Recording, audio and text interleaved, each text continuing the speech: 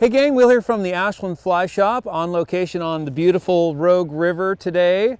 I've got a fishing report for the 1st of March, which is really, as far as our upper rivers here, Upper Rogue, Upper North Umpqua, Upper Klamath, we really start looking for winter fish about now for the next 6 weeks or so. We've got a nice little break in the weather here. We've really been, as you know, we've really been kind of dealing with a lot of precipitation this year, and we've really had a hard time getting around our flows. I've had a lot of high flows, a lot of off-color water, but we're really kind of dropping in here now, and that we're really hoping that we get several good runs of fishable conditions throughout the next 6 weeks or so, going into about mid-April or so.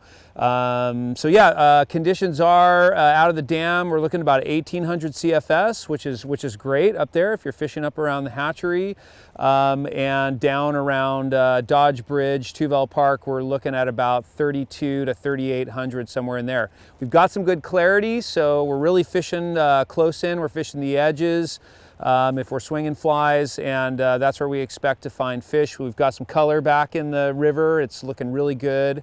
We'll get a little shot of that for you here today as well, so you can see what kind of conditions we're looking at. We're looking good for several days. Then it looks like we got a bump around Sunday, around the weekend, but then we're back to dropping flow sort of regime, so we're looking forward to seeing that. So it's kind of game on. It's kind of game on for winter fishing in the southern Oregon region here, winter steelhead. So we're really excited about that. We've been really waiting for some good conditions. So as far as what we're using, we are swinging flies quite a bit. We really like fishing, your standard sink tips, larger flies, darker flies, Skagit heads. It's really prime time for that now. If you're nymphing, legs and eggs is what we're always using this time of year. We're using big dark stone flies, hothead stones, and a lot more egg patterns for winter fish than we might for summer fish. So still rotating nymphs and stuff, but